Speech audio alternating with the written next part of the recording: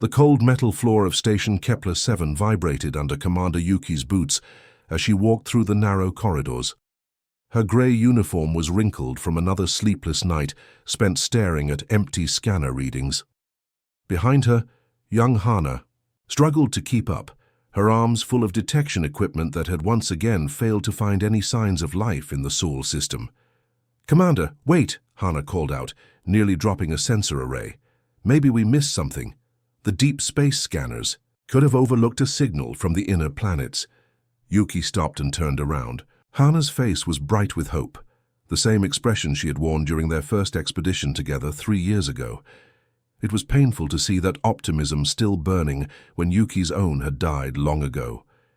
"We've checked every frequency, every wavelength, every possible hiding spot in that system," Yuki said softly. "Earth is dead, Hana. Accept it." They entered the equipment storage bay where dozens of other team members were packing away their tools. The room buzzed with quiet conversations and the sound of metal cases being sealed. This was the 43rd expedition to search for survivors from humanity's lost homeworld, and like all the others, it had found nothing but silence. Dr. Kim, the team's lead scientist, looked up from his data tablets. His weathered face showed the same disappointment that had marked every return from Sol system. "The radiation signatures are getting weaker," he reported. "Another few centuries and there won't be any trace left of what happened there." Yuki nodded and picked up one of the strange metal fragments they had collected from Jupiter's moon system. The piece was twisted and blackened, covered in markings that no translation computer could read. Human technology from the final years before their civilization vanished. "They were building something out there," she said, turning the fragment over in her hands. "All those massive construction projects in their outer system, but we'll never know what it was." The fragment felt warm against her palm, though that was probably just her imagination. Sometimes she thought she could feel an energy still trapped inside these pieces of dead human machinery, like echoes of voices that would never speak again. Across the galaxy, in the crystal towers of the Alterian capital, Elder Kira was having her own conversation about the lost humans. She stood in her private chamber, looking at holographic records of humanity's final years. The images showed desperate construction projects on every world in their system, strange experiments that had worried other species, and finally, the last transmission that had cut off mid-sentence. "Perhaps they found peace in the end," said her assistant Yuna as she organized the files. "Better to burn out quickly than fade away slowly." Kira touched the hologram, and it shifted to show Ambassador June, humanity's last representative to the Galactic Council. He had been young and full of energy, always proposing new trade agreements and exploration missions. His aide Mira had been equally enthusiastic, carrying data tablets filled with human innovations that no other species had thought possible. "They had such strange ideas," Kira murmured, "always pushing boundaries, always asking what if instead of accepting things as they were. The galaxy is quieter without them." The hologram flickered and changed to show Earth as it had been in humanity's final years. The blue and green world was already showing signs of the environmental collapse that would eventually consume it. Brown patches spread across the continents like a disease, and the polar ice caps were shrinking visibly, even in the time-compressed images. In the Outer Rim territories, salvage Captain Nari guided her small ship through the asteroid field that had once been part of Jupiter's moon system. Her crew worked quietly, scanning debris for anything valuable or interesting. They found the usual fragments of human technology, pieces of metal and crystal that hinted at advanced engineering but were too damaged to understand. "Another dead run," reported her engineer Day as he examined their latest find. "This stuff is 800 years old and half melted. Whatever the humans were trying to build, it didn't work." Nari stared out at the empty space around them. Sometimes she imagined she could see the ghost ships of humanity's final fleet, still carrying out whatever desperate mission had consumed their last years. The humans had been strange allies, but they had been allies. Their sudden disappearance had left a hole in galactic civilization that had never quite healed. "Take us back to base," she ordered. "There's nothing more to find here." As their ship turned away from the debris field, None of them noticed the faint energy reading deep within Earth's electromagnetic field, or the subtle changes in the solar wind patterns that suggested something was stirring in the inner system. The galaxy continued its slow, careful dance of civilizations, unaware that in the darkness between worlds, patterns were shifting and ancient plans were finally beginning to unfold. The silence that had defined 8 centuries was about to end, but nobody was listening closely enough to hear the first whispers of humanity's return. Jin's coffee cup sat forgotten on her desk, growing cold as she stared at the impossible readings on her screen. The monitoring station hummed quietly around her, its automated systems scanning the empty darkness between star systems for any sign of activity. For 6 years, she had sat through these night shifts, listening to nothing but cosmic background noise and the occasional burst of radiation from distant quasars. But this was different. This was a voice. Her hands shook as she played the transmission again through her headphones. The words were clear, spoken in the old human language that she had studied in school, but never expected to hear from a living source. This is Terra. Command calling any Galactic Authority station. We request updated navigation protocols and current diplomatic contact procedures. Our records are outdated. Jin pulled up the historical files on her secondary screen. Terra was the ancient human. Name for Earth, their lost homeworld. But Earth had been silent for 847 years. Every probe, every expedition, every deep space scan had confirmed the same thing. The Sol system was dead. She checked the signal source again, running the coordinates through 3 different verification systems. Each time, the result was the same. The transmission was coming from inside the Sol system, specifically from the 3rd planet, Earth itself. Commander Wu, please respond, she whispered into her communication device, her voice barely steady. We have a priority, 1 situation. The response came back thick with sleep and irritation. Jin, it's 3 in the morning, this better be good. Sir, I'm receiving an active transmission from the Sol system. The signal is... it's human. The silence that followed stretched so long that Jin wondered if the connection had failed. When Commander Wu finally spoke, his voice was sharp and fully awake. Lock down that transmission immediately. Full security protocols. I'm on my way. Jin's fingers flew across her console, securing the signal and running every analysis program she could think of. The results made no sense. The transmission was using technology that was decades ahead of anything in current galactic use. The power source required to broadcast such a clear signal across interstellar distances should have been visible from 3 sectors away, but her instruments detected no energy signature at all. Commander Wu arrived 20 minutes later, still, pulling on his uniform jacket. He was a solid man in his 50s who had spent his entire career monitoring deep space communications. Jin had never seen him look scared before. Play it again, he ordered, settling into the chair beside her. Thi-Chi. Voice filled the small monitoring room, calm and patient. This is Terra Command calling any Galactic Authority station. We request updated navigation protocols and current diplomatic contact procedures. Our records are outdated. Commander Wu rubbed his face with both hands. Run a full spectrum analysis. I want to know everything about this signal, how it's being transmitted, what kind of technology is behind it, everything. Jin worked quickly, her instruments revealing readings that shouldn't have been possible. The signal was being broadcast using principles that their current science said were impossible. The transmission seemed to be manipulating space-time itself to carry the message, bending the fabric of reality in ways that required technology far beyond anything the galaxy had ever seen. Commander, she said quietly, there's something else. The signal is learning. What do you mean, learning? Jin pointed to her screen, where wavelength patterns shifted and adapted in real time. It's analyzing our equipment as we analyze it. The transmission is adjusting itself to match our communication protocols. It's figuring out how to talk to us. As if responding to their conversation, the transmission suddenly changed. The static cleared, and the voice became crystal, clear, as if the speaker was standing right beside them. Terra Command to Galactic Authority Station Vega Prime. We have established communication parameters. We understand our absence has been prolonged. We formally request diplomatic contact and permission to rejoin galactic society." Commander Wu nearly fell out of his chair. The voice had identified their station by name, something that should have been impossible without access to galactic navigation databases. "How do they know where we are?" Jin whispered. Before Commander Wu could answer, another voice joined the transmission. This one was different, younger, with a slight accent that marked it as coming from Earth's northern continents. "Please, do not be alarmed by our technological capabilities.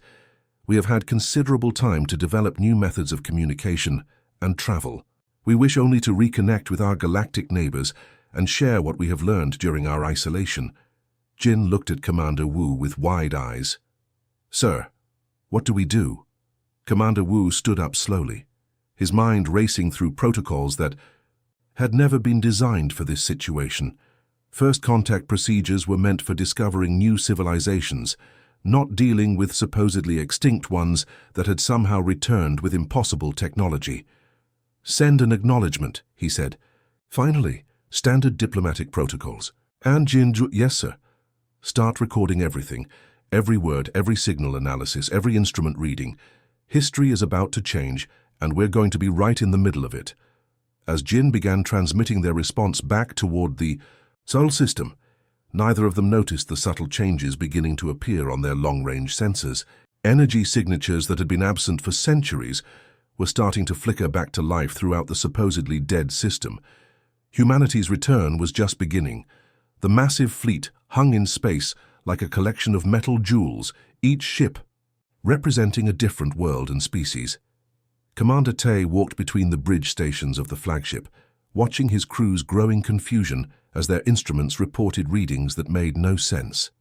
"Show me Earth," he ordered, his voice steady despite the worry gnawing at his stomach. The main view screen flickered to life, displaying an image that made several crew members gasp aloud. Where their historical records showed a dead, brown world, scarred by environmental collapse, they now saw a planet that seemed to glow with inner light.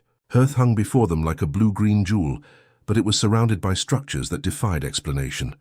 "Those orbital platforms," whispered Dr. Hai from the science station, "they're the size of small moons." "How is that even possible, Chief?" Science Officer Ray's 6 arms moved frantically across her controls, trying to make sense of the data flowing into their computers.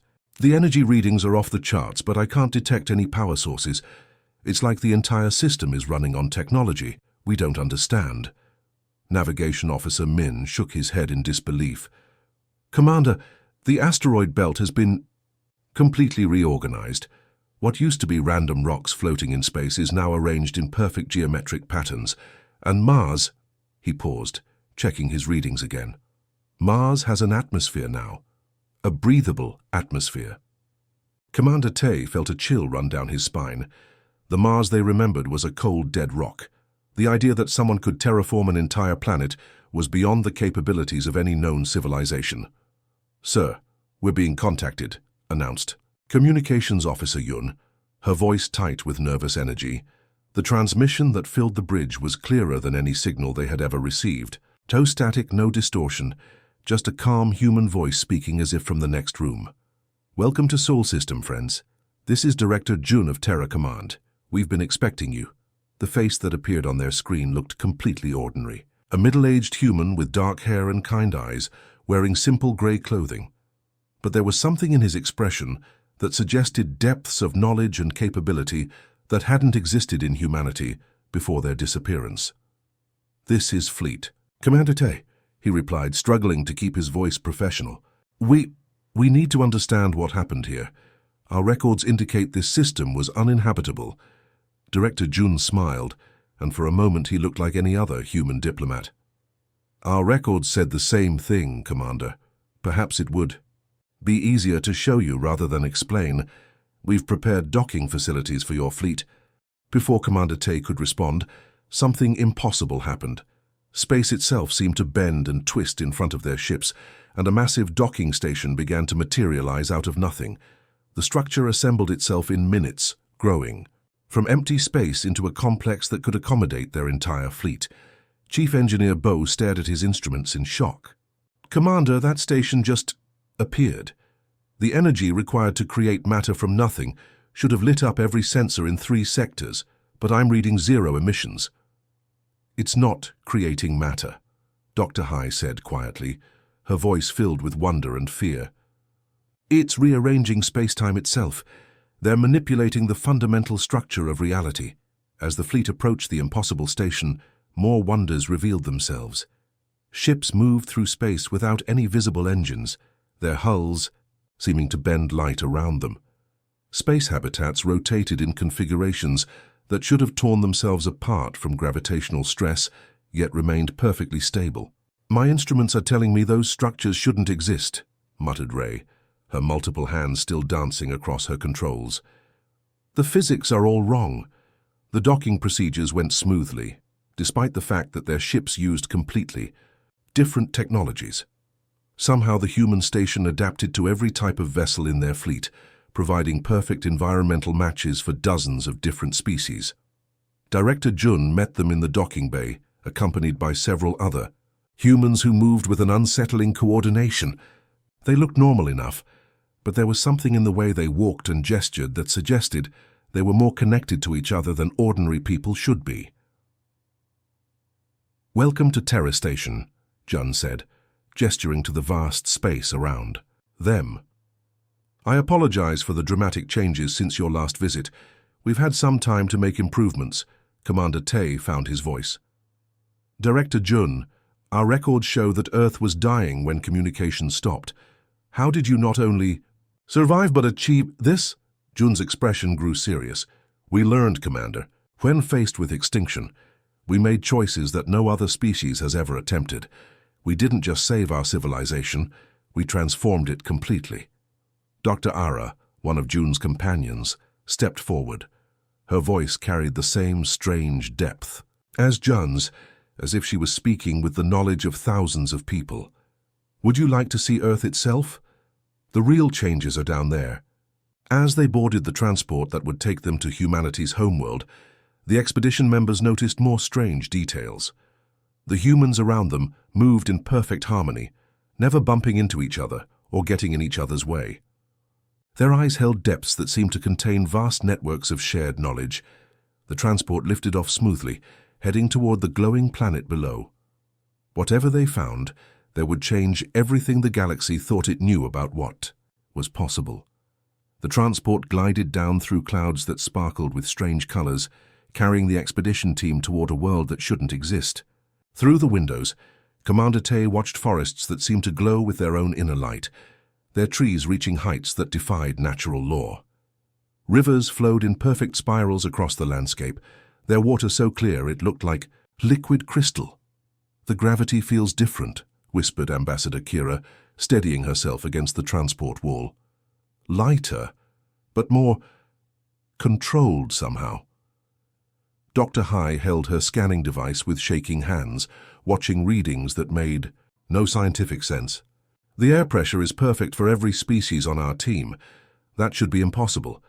We all need different atmospheric conditions." Director Jun watched their amazement with calm patience.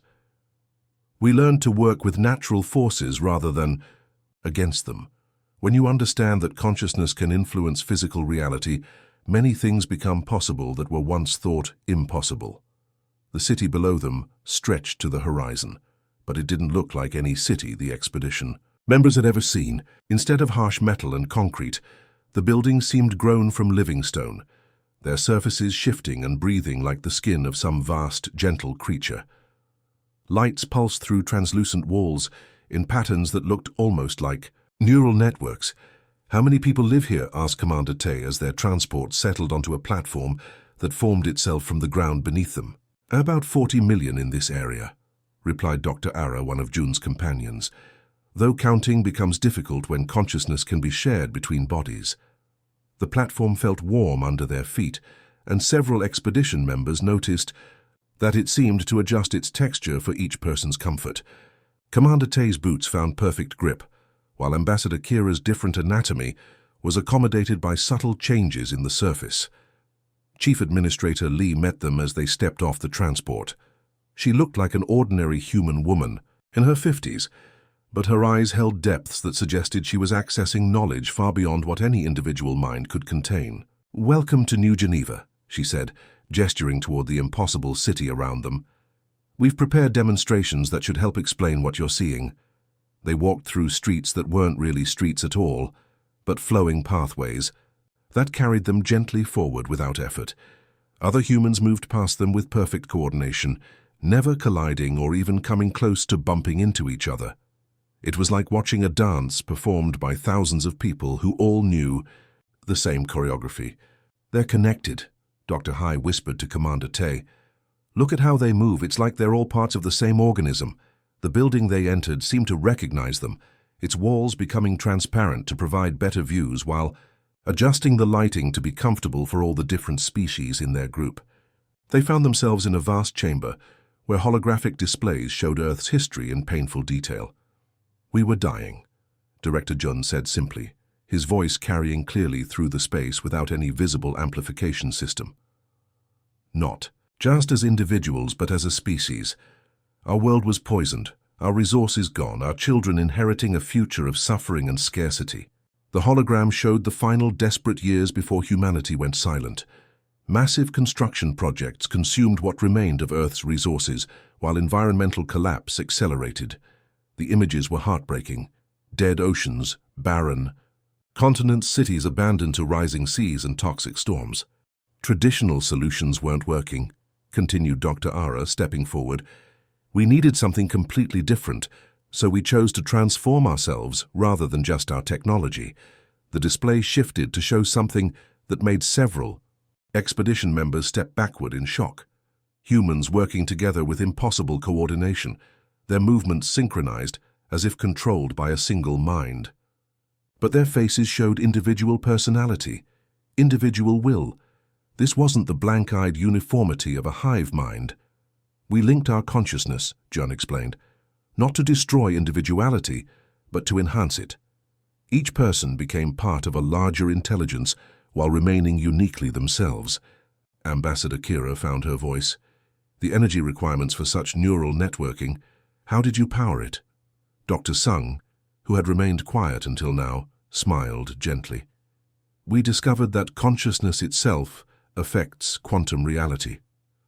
Once you understand that thoughts can influence matter at the atomic level, traditional energy limitations become flexible." The implications hit the expedition team like a physical blow. Humanity hadn't just developed better technology. They had fundamentally changed the relationship between mind and matter, between thought and reality. "The environmental collapse," Commander Tay said slowly. "You didn't stop it. You used it. We absorbed it," Jun corrected. "Every poison became raw material for reconstruction. Every dead forest became the genetic foundation for new ecosystems. We didn't fight the collapse. We transformed it into fuel for rebirth." The holographic display now showed the true scope of their achievement. Not just Earth, but the entire solar system had been reshaped. Mars bloomed with engineered life forms. The asteroids had been converted into a vast computational network. Even the sun itself showed signs of careful modification. "How long did this take?" whispered Dr. Hai. "The consciousness linking was achieved within the 1st century," Lee replied. "Planetary restoration took another 3 centuries. The remaining time was spent exploring what we had become." Commander Tay stared at the displays showing humanity's transformation, realizing they were looking at the future of intelligent life itself, a future that would challenge every assumption their civilizations had built upon.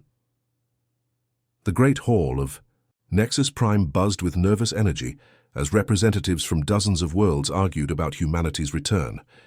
Council Speaker Yon's crystalline body flashed with anxious colors as she tried to maintain order among the frightened delegates. "They could have conquered us already if that was their goal," argued Dr. Lee from the Xenological Institute, her voice cutting through the noise. "The technology they demonstrated could have spread across the galaxy decades ago. Instead, they asked for permission to rejoin us." Delegate Min slammed his armored fist on his speaking platform. "That's exactly what makes them dangerous. They're too powerful to fight, so they're using diplomacy to make us lower our guard.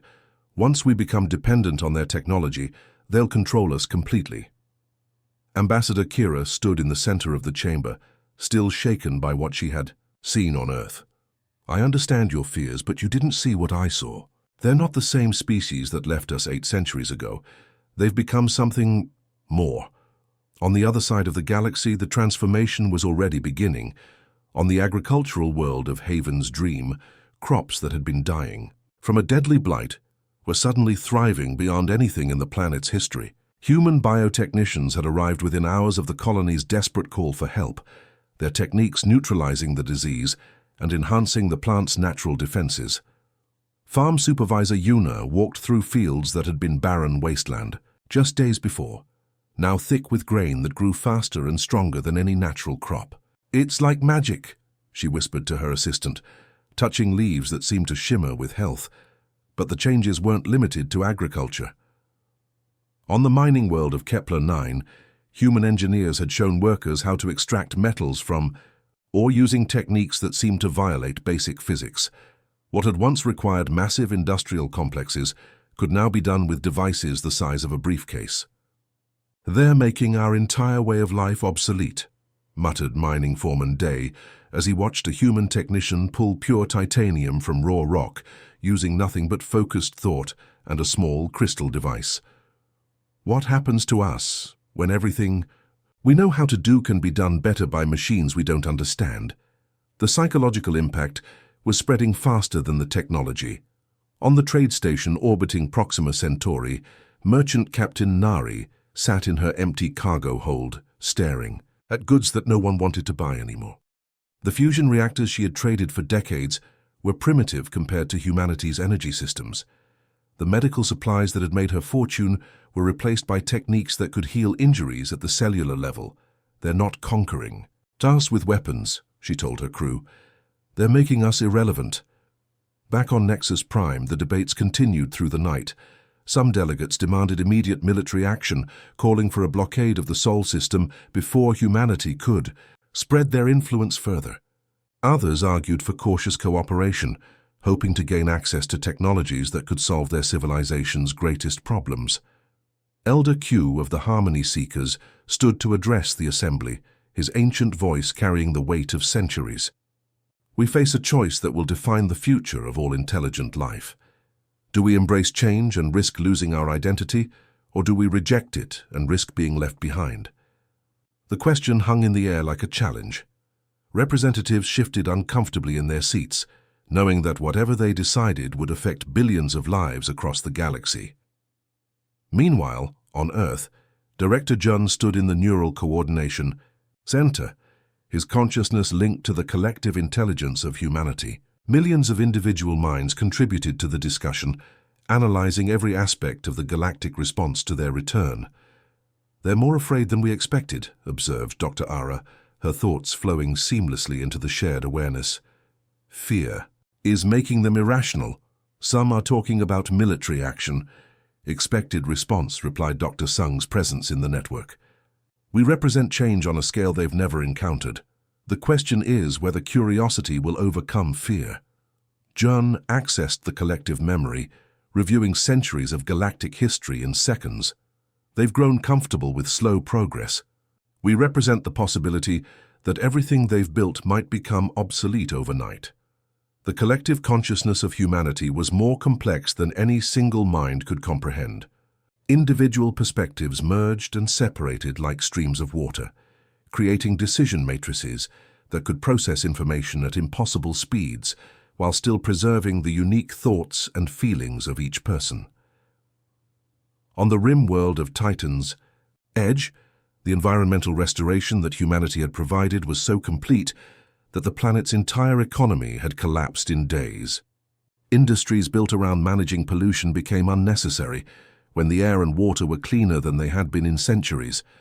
Governor Yoon stood on her balcony, breathing air that was purer than anything her people had known for generations, while watching unemployment lines stretch around city blocks. "They saved our world," she said to her aide, "but they destroyed our way of life." It was the same story across the galaxy. Humanity's gifts came with a price that no one had expected. The complete transformation of everything familiar and comfortable. Species that had spent millennia accepting limitations suddenly found themselves confronted with unlimited possibilities, and the psychological shock was tearing societies apart. The future stretched ahead, uncertain and full of potential, as every civilization in the galaxy faced the same impossible choice: evolve or become extinct.